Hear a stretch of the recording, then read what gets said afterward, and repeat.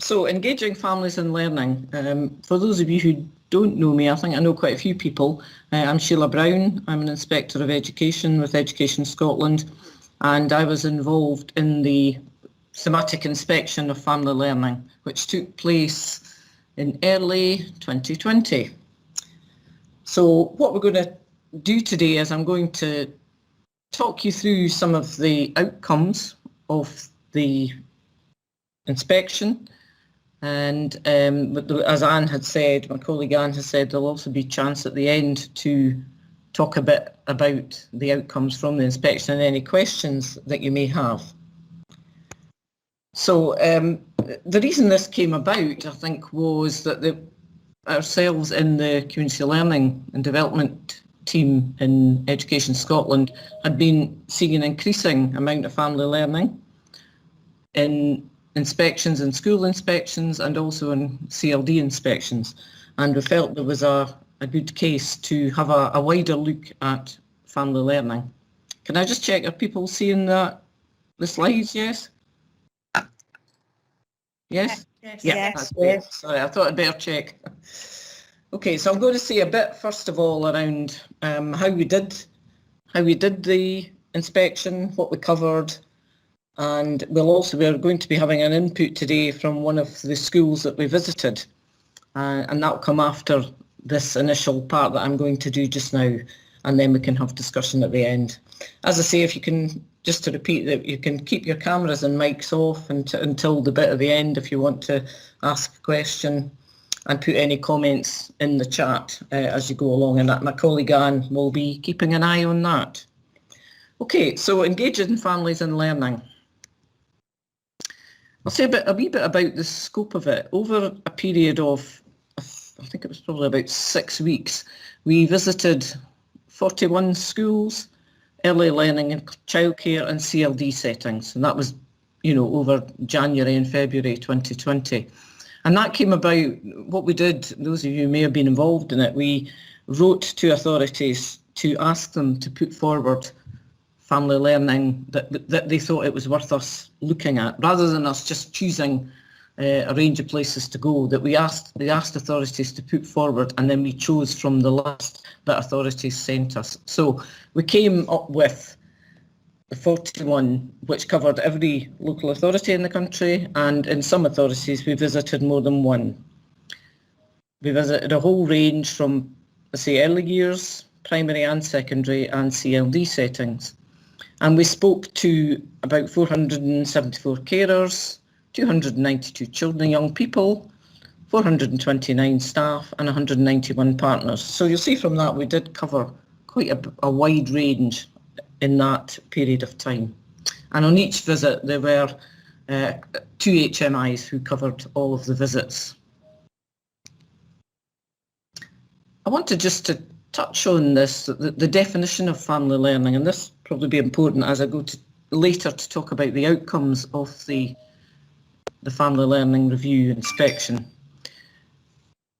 That's the definition from the Family Learning Network, which you may or may not have seen, and it's something that's certainly worth bearing in mind, that a bit about family learning, encouraging family learners to learn together, and I think that's really quite an important part of it, and that focus on intergenerational learning. Now, those activities could be specifically designed to enable parents to support their children's learning, and it is indeed a powerful method of engaging and fostering positive attitudes towards lifelong learning. So that's just really to remind people, or certainly to introduce people, if you haven't seen it before, to that definition of family learning. This is just, again, I'm not going to spend a lot of time on this, but just to give you an idea, this is one of our sketch notes, which if you've had a look on our website, you'll see some of these. And this is one which, is a pictorial look at the different aspects of family learning, but also parental involvement, parental engagement and learning at home. Now, there's quite a lot in that, and as I say, I'm not going to spend a lot of time on that, but it's there and it's on on our website that you might find them useful to have a look at, and quite a helpful way if you were introducing it to others of sharing what the various aspects of work with families and work with parents covers. So when we were out and about doing these visits, these were the questions that we asked. We asked two fairly high-level questions and then obviously asked some supplementary questions underneath that. But the first one was around how are families engaged in family learning activity and how are families benefiting from those activities. And that was quite important so that we could get some of the impact of what difference was that making.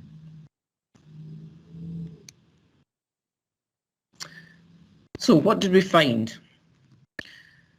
In terms of strengths, we found that most schools and early learning settings that we visited where family learning was taking place was about that building positive relationships with parents. That's key, I think, to family learning, being successful family learning and indeed successful parental engagement and parental involvement. It was about that positive relationship with parents, and we saw quite a number of examples of that when we visited across the board.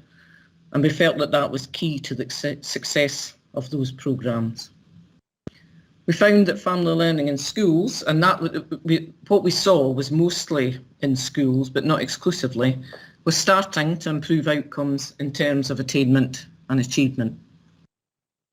And that families facing challenges are learning new skills, which help them address issues in their lives. And we had discussions with groups of parents, with individuals, with others who were able to tell us and talk to us a bit about those challenges and how the family learning approaches in schools were helping them address some of those issues. We found that children and young people had increased confidence, self-esteem and engagement in their learning as a result of parental engagement and family learning. So we saw quite a wide range of things across the board, and we found by those programmes that there was good evidence of those things, increased confidence, self-esteem and their engagement with learning, and very often parents engaging better with schools as a result of those programmes. And we also found that a few adults engaged in family learning were gaining qualifications, progressing on to volunteering, and in a few cases progressing on to employment. And we saw that particularly in some of the community learning examples that we saw in the inspection. So what else did we find? In relation to areas for improvement, we found a strong feature was that a stronger understanding of family learning would help schools, early learning settings and their partners to set out clearer aims and outcomes. What we saw was often a lot of very good work, very interesting work, but it wasn't always clear what the aim and what the outcome was, what were they trying to achieve. I can remember feeding that back to one particular one that was in that you know, a lot of the work they were doing was really interesting and people were benefiting, but they needed to be clearer about what difference it was making, what was it really aiming to do, what were they really trying to achieve. So there's also scope for schools, early learning centres and partners to work together in a more coordinated way, again building on that first recommendation to help them achieve their shared objectives. It was about that shared way forward that sometimes wasn't always as evident as it could have been.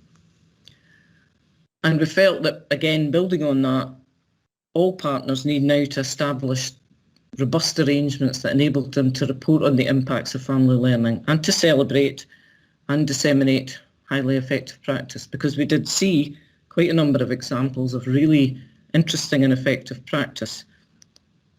But we think that there needs to be a bit more in place to make sure that those impacts are shared and that they're celebrated and understood across the board.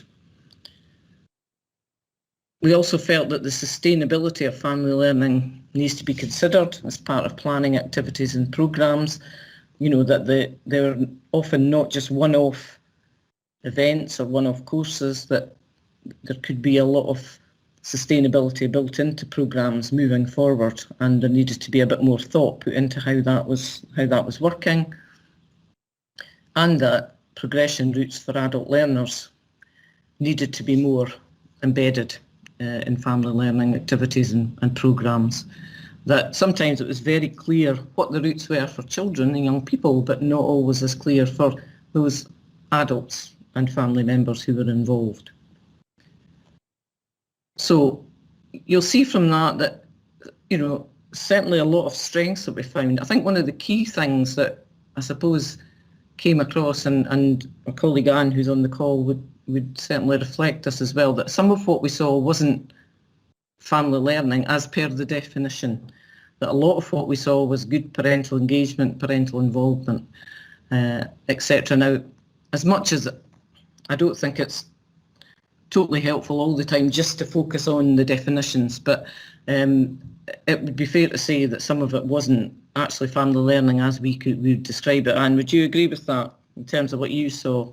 Yes, definitely. And I think it's an important feature in the areas for improvement to consider that, so that there's a shared understanding of the definition to help partners and schools move forward. Yeah. Okay.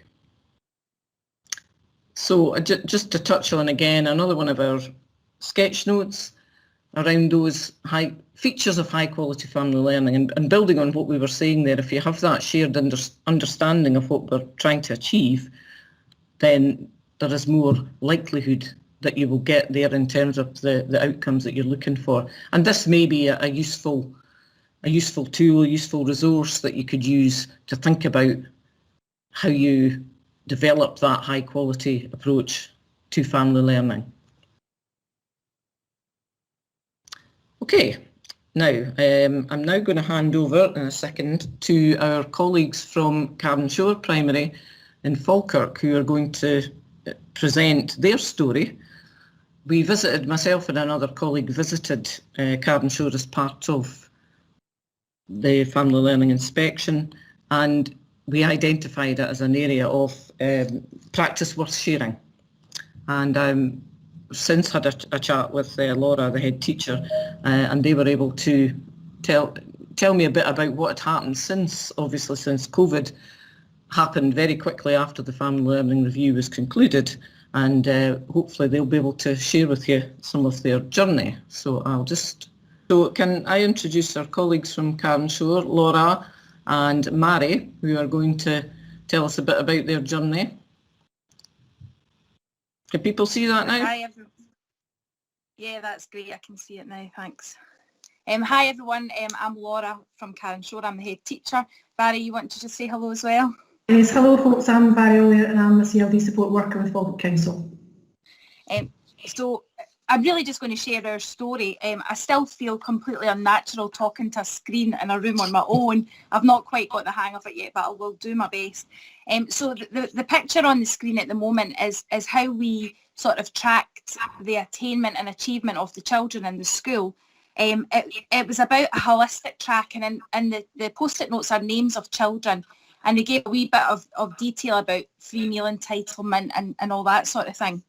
And the teachers would come and meet with me, and they would organise the children in their class to say who they were concerned about and who they weren't concerned about, who was making progress in learning and who wasn't making progress in learning.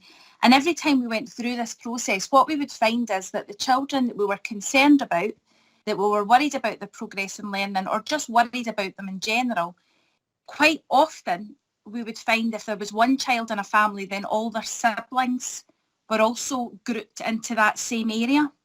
So when you would look at the section on the board that was, we are concerned about these children, it was children from the same family. Sometimes it would even be cousins.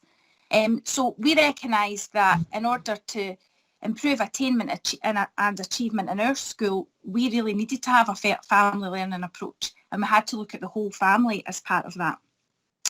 So around about the same time, I had a conversation with the CLD team in Falkirk Council, and I met Barry, the CLD worker, and it was agreed that as part of my PEF strategy, I would fund time for Barry to focus on the families in my school. So if we move on to the next slide. So what has then started has been a journey over several years. So we're several years in now. And this is really about what we actually do. So I don't know if you can see the next slide yet. It's sort of stuck on mine. That's brilliant, thank you. So what we do is it's not complex, it's not rocket science. It's really, really just about listening to people, listening to the families. Every family is different, and we can't have a one-size-fits-all. They need things to be personalised. Universal approaches and creating groups that we would focus on certain things, that wasn't going to work either. It really needed, but particularly with the complex cases that we've got, it really needed to be quite bespoke. And that is a term that we use quite a lot now, that we create something that is bespoke for a family, and it's different for every single family that we're working with. For me, it's really important to get the right person. And there's lots of different people in the school that can be, depending on the family. It can be myself, it can be one of the principal teachers or the deputy head, it can be the clerical in the office, it can be a support staff member, and Vary gets some of our most complex cases to work with and to support. One of the key things for us is about being kind to everybody every time, even when we don't feel it inside. Even if someone's been really rude and aggressive to us, it's about constantly being kind, even when you don't feel it. Showing people, making them feel that you genuinely care about them and you've got an interest. It's about doing the right thing. It's about relationships. It's about looking upstream to the future with the families and walking alongside them. And I remember it was Barry, I might be pinching one of her lines here, but Barry said, when the pandemic in particular hit, we experienced the same sort of shock and adjustment in our life as our families did. So we really sort of lived that with them rather than trying to do things to them. That was really, really important. For me, it's about the school being a welcoming and friendly place for the children and the families to come, and not feeling like they're judged. I think what's really important is to recognise that there's no quick fix. At the moment in schools, there's a big focus on closing the poverty-related attainment gap, about improving our attainment. And, I'd still have a lot of anxiety and worries about how I'm going about doing that. And at the time when I was looking at investing my PEF money and how was I going to spend that to try and achieve that, a lot of schools are buying in new resources and things that were going to potentially improve attainment. And I didn't do anything like that. I was putting my money into people and into this sort of family learning approach. And I often think there is no magic fix for some of the challenges that we face as a society, and for these families in particular. Because if there was a magic fix, I would like to think we would all be doing it by now.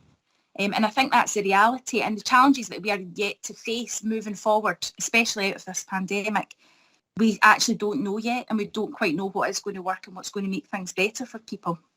So that's been really, really important. It's also about saying we don't always have the answers, and certainly teachers and schools don't have all the answers. And it's about signposting to people that can actually help families as well. So if we just move on to the next slide, I'm going to try and give a bit more of a specific example. So this is a pupil. Now, what I'm trying to say here is this child's reading attainment, and we didn't teach them reading in any different way. In actual fact, we have quite a traditional approach to teaching reading. The learning support teacher that in particular worked with this child probably teaches reading in the same way that she has done for many, many years. But it teaches a child to read. So there was no new resource or anything brought in, but we managed to close the gap with this pupil, and I believe it was because of a family learning approach. So you can see from this that she doesn't make any progress for a wee bit of time, and then the progress starts to start. But you can still see that there's a gap, the gap between her own age and her reading age is still there. So there's just that gap. So it's stayed the same for a while, and then there's a gap, and it just stays like that. And then the gap actually closes during lockdown. Now that is, that's not because they engaged with any of our online learning, because they didn't. They didn't do any of our online learning. They didn't really engage in what we were setting. The teachers were constantly worried about this pupil and this family because there were reading books sent home that didn't come back. They never actually did the reading, and teachers in particular, we can be quite focused on that. And it does make a big difference when people do reading with children, but this family weren't really engaging in that in the way that we saw, in the way that we thought was right. So during, particularly, we've always had a family learning approach to this family. They've been a family who have been probably intimidated by schools, didn't really want to engage with us, tried to stay away. And then we developed very, very slowly a good relationship with them and constantly reassured them that they were okay, they were doing their best. And then during lockdown last year, we assigned someone to just check in with them regularly. We didn't pressurise them at all to do any of the work that we were setting. We reassured them, we tried to make them feel that they were doing the right thing. In actual fact, they started to grow vegetables in their garden. I think they were growing other things in their garden, but I'm not going to go into that, you know, but beware. They did that, and they came and showed us some of the vegetables in the summer. Just as we're sort of finishing up, they came up to the school one day to show us the vegetables that they've been growing, and got some really good dialogue. And then when we come back to school in August, we see that this actually, and it's continued since then, this little girl has made progress in reading. She is achieving, she's having success, and I think a lot of that is down to the fact that we didn't put any pressure on them. We don't always know best about what's going to work for these families. And then if I move to the next case, so this is a pupil who basically didn't score on any of our assessments for reading for a long, long time. Year after year, after, you know, no progress, and then he starts, and it's just like, wow, he's got it, he's away. And I think for us, and obviously this is quite recent this year as well, again, we've had another big lockdown in that. And I think it's about this walking alongside families and supporting them, and if they're in crisis, signposting them to the right support. And I think for me as well, as part of all of this, it's shown that learning isn't in a straight line, that sometimes we can feel like we're getting nowhere and then suddenly we get somewhere. And for me as a head teacher, it's been really about being patient over several years to get some of these results with families and with children. And that can be a really hard place to be as a head teacher, particularly when we are trying to prove the impact year on year of the money that we're spending as part of our PEF funding. And for me, I feel now after several years, I am able to prove that it's having an impact. But, you know, it's been about being quite brave and doing what I believed was the right thing. So as we move on to the next slide, I'm going to pass over to Vary, because she actually does some of the really hard bits with the families, and she'll be able to tell you a wee bit about what she does. So over to you, Vary. Thanks very much, Laura. Yes, it has been a really enjoyable few years working with Carronshore, and I think it's very much a joint approach, and I think that's the thing that's really benefiting the families and the wider community. We had the same shared goal of including all family members and looking at the bigger picture for families, and the one family at a time approach allows us to, although there's themes and commonalities, it allows us to really create that bespoke approach and really listen to what's happening for these children and for their parents and the wider family. And the relationships with parents is key to this, as you said earlier, and I think that my approach is to try and develop that relationship and let the parent introduce the child. There's an empowerment that happens, and there's an involvement that happens, and recognising the parent as the first educator, and thinking about the sort of family learning statement of ambition. The empowerment is key, and that parent engages really well, and then the co-production happens, they're involved in planning the sessions, thinking about what would be enjoyable for them and their children, and then you have this much more fluid and regular engagement with the family. We have very positive clear goals with the school, with joint working agreements. We regularly meet and discuss progress for families, and also just sometimes accepting that it's time to move on, and I think that's very important. It's not always sort of to stick with something. If families are ready in the next steps to carry on their own, that's absolutely fine. We like to think of access to the wider picture in their community, and we look at some of the tools we use, for instance, the 5 ways of wellbeing, which really thinks about GIRFEC and thinks about the wellbeing indicators, and looking at where they feel they are in their community. And that we also, with Laura, I can reflect on incidents that happen in communities and where children feel they fit. So listening and signposting is really important. So that's why I think listening to understand and not just to respond, because it's not always me, and being very clear on who could be the best fit for the family. The adult learning and family learning go hand in hand. I think we really need to consider that there is a journey for these parents. Once we have engaged in some family learning, there's often an outcome where they want to increase their learning. They've had quite often negative experiences of learning, and they don't consider things they do with their children as even a learning opportunity. So it's making them notice what they're learning and really thinking of it from an adult learning perspective, as well as the family learning activities that we do offer. And often it's happening and we don't even know. And I think during lockdown that became more and more evident, that we had parents sharing on WhatsApp things they were doing and recognising this has really helped them, they've really learned today, and that conversation made me realise we're moving at the adult learning for these families. The empowerment for parents and seeing them as partners, the parity in everything they do, they know they are really involved in. I think Laura and I have both had lots of conversations about how so many parents have come forward in terms of realising the skills they've developed that they already had, that hadn't recognised quite often. There was a lot of times where we had to just step back and not look at Seesaw and not look at Twitter and just think about their mental well-being, and we had discussions around that. And I think taking that joint approach with the staff in school, so that we were keeping that mindful eye, and the sort of the care that we had to show about the family all stuck in houses, feeling pressure. And then we looked more at this 5 ways of wellbeing again, so we looked at getting out, being outside, activities that were more relevant to the parent sometimes to get some sanity.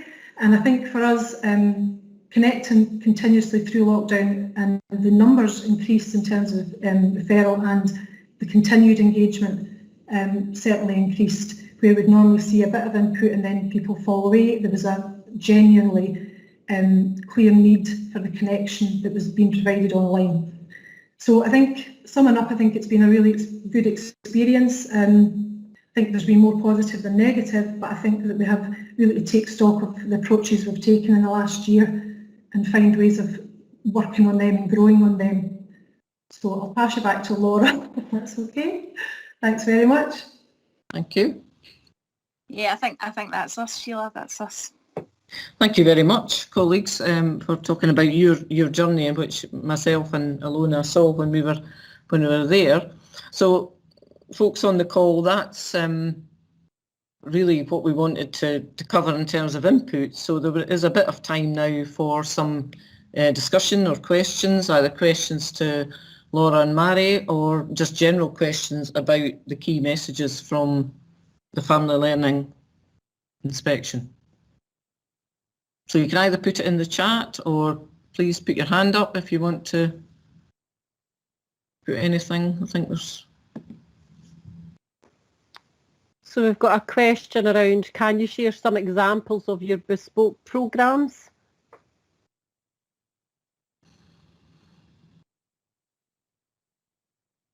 Barry, do you want to maybe go with that? One of the examples, your mic's off. Your mic's still off. That's me. I found the mic. I had looked at the question and couldn't get back to the screen. Yeah, I think early on, I think one of the sort of key things was we had a parent group that developed through just individual discussion with families, and they recognised their gap in sort of support and homework. So they developed an after-school group, which I know is a fairly thankfully, it's something that is very widespread, but I think the difference there, they created the content for that, and they based it on some of the interest their children had. So although we did touch a wee bit on homework that was set, and we worked with the school to look at that, it was very much about creating an opportunity for the children and the parent to create a session each week and take turns in doing so. and the parents taking a sort of lead and standing and presenting sometimes, and then when they did fall away, they supported each other. There was a lot going on for these families, but they did sort of what we called meerkat it. So sometimes a parent couldn't come, and the other parents would step in. So it wasn't a big group, we kept it small, and we had a focus on the P7s going up to transition to high school. So we were able to continue that on in some respects with the high school. I think other things are just the one-to-one aspect, which can sometimes get missed out. I think we have to really be clear that the impact on families when you have that engagement and it is meaningful and it's thought through, we can then find that parents start doing cooking, start doing walks. Some of them went up to Demaya and they made that a bit of a project that was just within the family, but it was the way they shared it, and they would do like a TikTok video or so I think some of the programmes we devise come from the families, and we look at that. It's been very difficult obviously to think about the group work aspect, but certainly some of the things like geocaching, people have come up with different ideas with their own families, so we share that digitally and try and encourage families to share on WhatsApp. So I hope that's one example. That's great. I'll maybe give just another couple of things. I mean, one example is just simply one family who think, you know, the children were quite unsettled at school. We had a conversation with them, discovered that basically mum and dad were working opposite 12-hour shifts the entire time. So the parents were never seeing each other. They had one car that were running the kids every time they had to swap over.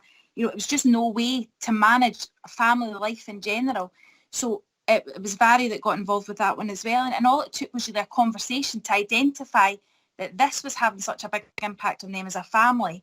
And Barry supported the mum to get another job. And I'll never forget the mum, she got a job as a cleaner and she got her own wee van to clean with.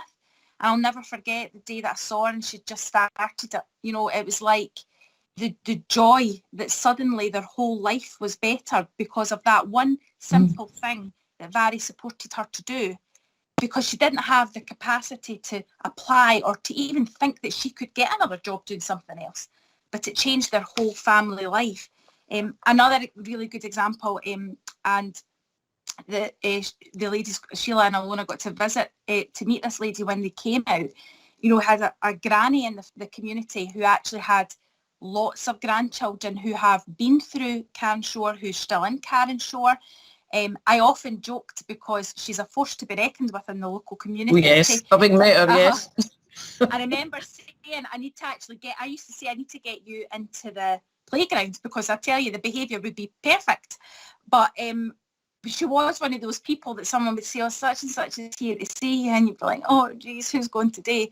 So there was a lot of complaints from her and from others around one particular family. And we got a meeting between school, CLD and the police. And then from that conversation, it turned out that, you know, this granny had a lot to offer. So she actually came in as a parent helper. We were all slightly terrified, but we did it, and it was great. Unfortunately, that's obviously stopped at the moment, but I'm sure we'll get her back once things change again. Mm-hmm. I think that was a really good example, Laura, having met of turning a negative into a positive for the school, and it clearly had a big impact, and certainly, I suppose, showed her a different way of looking at things. Yeah, and it made her realise that we valued her, and she always felt that we were judging her and her family. I mean, some of the staff, and it was good for the staff as well. They saw a different side too. It was good for them as well. Thank you. We've got another question there in the chat. I wonder if one of you could pick up from Una. Interested to know how you blend one family at a time approach with supporting families on an ongoing basis. I think the term one family at a time is really looking at them as an individual rather than trying to fit them into sort of current work that may be going on. And I think it allows you to sort of work towards potentially bringing families together into, especially on digital platforms. But the one family at a time approach is really taking that, regardless of the themes we're aware of, and I try and keep it very minimal what I find out about the family and the child. I like to hear that from the parent, and obviously there's an aspect where they have to give me permission if there's any discussions with the school, But I think the one family at a time approach is really just that mindset of how you approach that and not say, oh, they're like them, so therefore this is what I'll do, because there'll be something very, very different. And it's just that listening, and that is more a term. And obviously we do have to do one-to-one work mainly because some of the challenges these families have, they wouldn't be in any particular interest to sit and share at this stage. And it's growing that confidence to share and realise that they're not on their own, that's really a term, rather than I do physically work one family at a time, but with the view that we can bring in the community approach and get people together. And we've done that.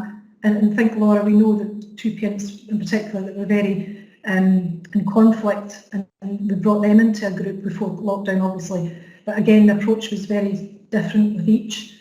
So it's more, I hope that answers it. And the other thing I was going to just add to that is, you know, Barry does the work that's really quite complex and quite intense, but yet there is also families that she maybe just talks to once a month, and there's other families that she's in regular, so it really just depends. In terms of managing all of this, I have like a sort of overview of key staff in my school and who they're linking with in terms of families.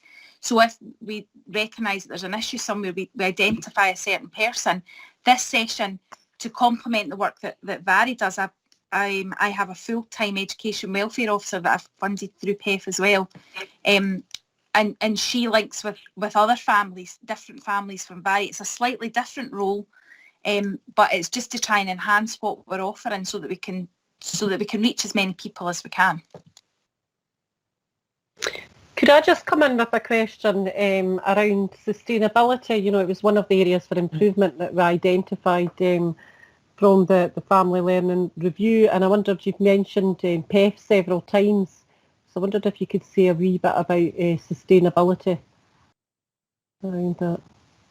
Yeah, I mean, obviously, I'm hoping that sort of ownership and, you know, this sort of empowerment agenda for head teachers in terms of being able to focus resources where you want them is really important moving forward, and it does seem to be the direction of travel that we're having in education at the moment.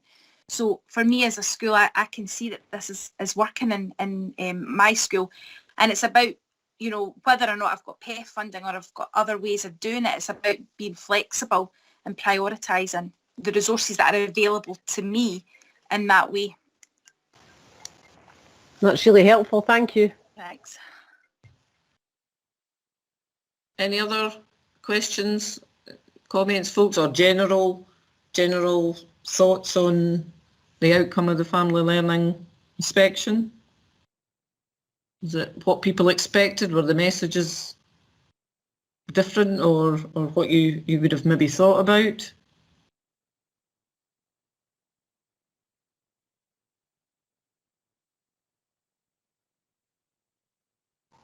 Any examples around how you might use the findings in the report, either the strengths or the areas for improvement? It would be good to hear from the sector.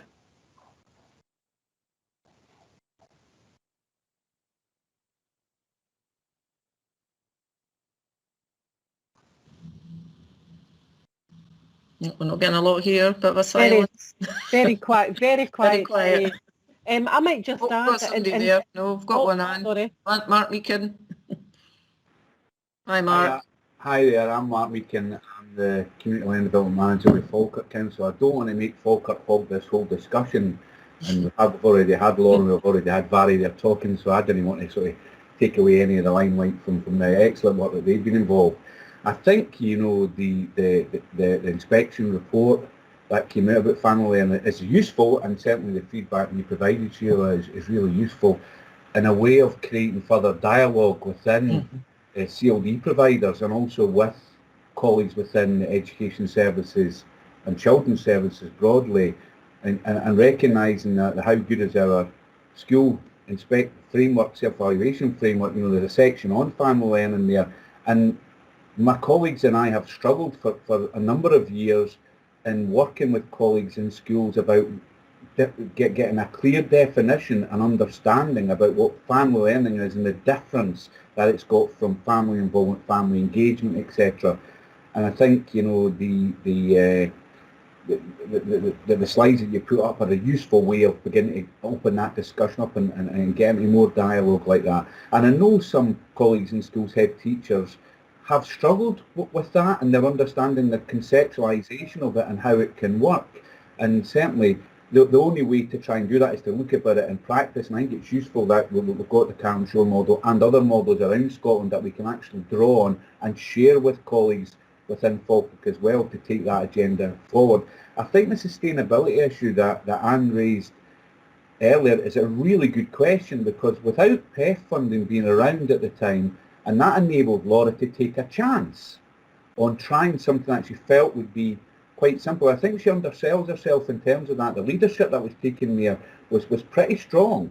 You know, that things hadn't worked previously. We need to try something different, and literally funding part of Barry's time to do that and enabling Barry to do that along with the other staff that are within Carronshore Primary was a risky thing to do, and it's certainly it's proven that, you know, that there's been high dividends coming from that, you know, and certainly there's other head teachers within the primary sector within Falkirk Council are looking at Laura and going, well, we're not going to let her be the only one that's going to do that. It becomes quite competitive amongst head teachers, I think, and they think, right, so Barry's now and other colleagues now are working in other primary schools as a direct result of people hearing about the work that Laura's been doing and that Barry's been doing in Carronshore Primary. So in terms of the PEF funding being used for that, it's been pretty positive.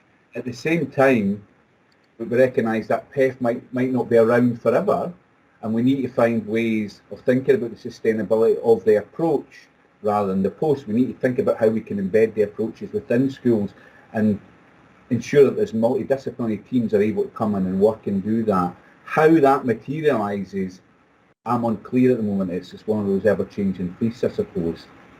That's all I've got to say without hogging the limelight any further. Thanks, Mark. And I think your point about that shared understanding of family learning between schools and CLD and other partners is pretty key, and that was a key recommendation, as you know, from the report. I think somebody else had their hand up, Anne. Was it Rona? Somebody? Rona Cameron? Yeah, hi. Hi. So I'm sort of from Perth and Kinross Council, so it was just really to echo, I suppose, some of the stuff that we've said, and I think now, and what probably just came after this inspection happened, there's definitely a bigger buy-in in terms of delivering family learning in partnership with, you know, schools and other organisations.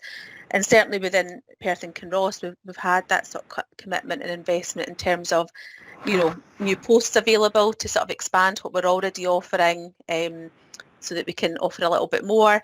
And a lot of the work, certainly within Perth and Kinross, it can be quite targeted towards almost that early years or something, maybe into early primary, and we know there's a gap with the family learning that's available for families with slightly older children, and that's certainly somewhere at the moment we're looking to see how do we fill that gap. You know, what is the need, what is it the families are looking for, and how do we take that forward. And as I say, we've been given sort of some funding to help us do that in terms of extra capacity. So I think I see a change in the actually people wanting to hear about family learning now, whereas before I think we were often going and knocking on a door that wasn't always open for us.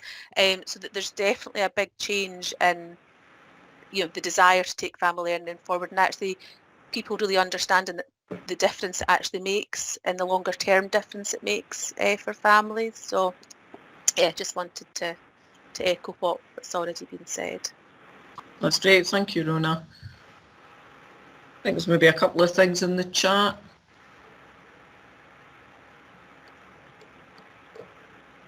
Apologies, yes. So there's some comments in the chat how the report's being used and how the sketch notes are being used to frame the conversation around family learning. Some examples of establishing family learning strategies or family learning working groups. So some interesting comments. I was just going to add that internally within Education Scotland we ran a session similar to this without the sharing the practice element, but sharing our findings, and certainly our colleagues right across the organisation are using the findings and using the sketch notes in their discussions with practitioners and schools. So I think that's really positive in terms of seeing that happening internally as well as externally. The PEF funding, I was going to give an example of PEF funding ASO being used as part of the review for parent and partnership model within one school, and how they were proposing to continue that work and use some of the mainstream funding for that. So similar to what you were saying, Laura, you have evidence of the impact and evidence of the value of this, and whether there's PEF there or not, looking at other means to continue to sustain that provision. So very similar there.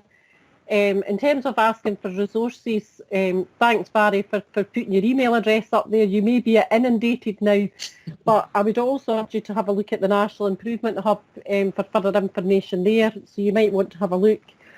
Another exemplary practice that I would highlight in terms of a programme that I saw that worked very effectively, and it was almost a leverage into other family learning activities, was in a family learning centre, and it actually features in the report.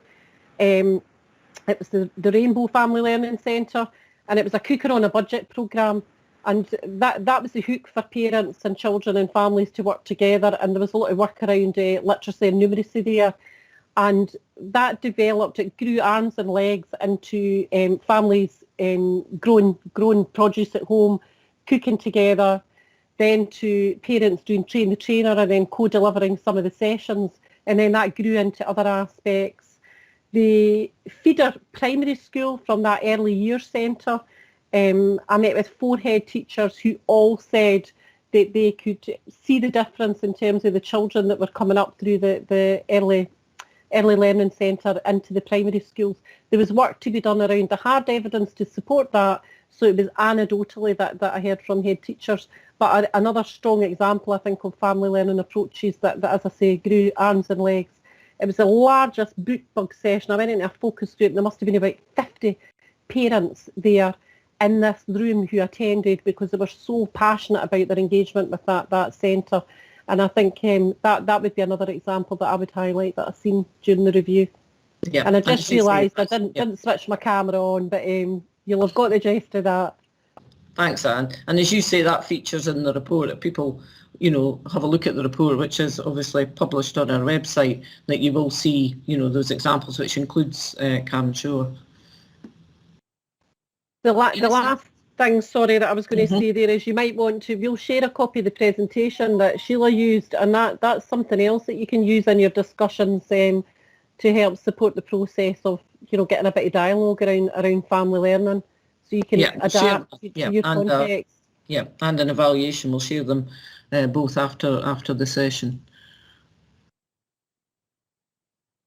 Somebody's got it. Is it June saying she's interested in PDA in family learning? I'm just wondering if any others have undertaken that. Oh, thank you, Alona. Colleague Alona's put the report into the chat, folks, in case you haven't seen it, the actual report. June, it might be worth, you'll have seen mention about Beverly and Susan, who work in Education Scotland, and it might be worth them making contact with them around the PDA. I'll pop their email addresses into the chat just in a second, but I would maybe contact them direct, but there may be colleagues that are attending here today that want to chip in on that one as well. Do you want to come in on that at all at this stage? June's saying they've been in touch with them. Yeah. Okay.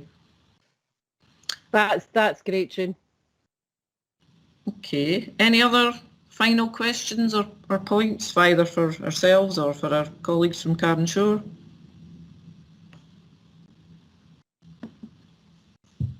That's something from Karen Delaney there in the North and Northern Alliance, keen on. Is that the PDA, Karen, or is it the family learning generally? It's the PDA and family learning. We definitely want to take that forward, because we did an interim introduction to what is family learning, and we did that training and delivered that, but it needs to progress kind of quite quickly on. Great, okay, and I see Midlothian as well are interested in that. Okay, it's just about 2:55.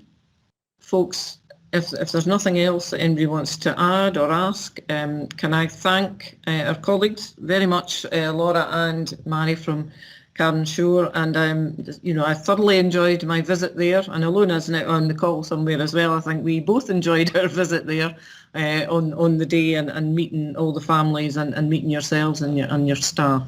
So thank you for contributing your input today. It's far better coming from you talking about it than just me talking about it. So thank you for that. So thanks to everybody who's been on the call today. There is another session, as I say, because we had quite a lot of demand. There's another session planned for the 7th of June, and we've got somebody from one of the other case studies that we highlighted is going to come and do an input at that. So if you've got colleagues who are wanting to go along to that, then please encourage them to do so. It has been advertised. So thank you very much, everybody, and I will send out the slides and a copy of the evaluation after the session. Well, probably not next week now. Have a good weekend, everybody, and thank you for taking part.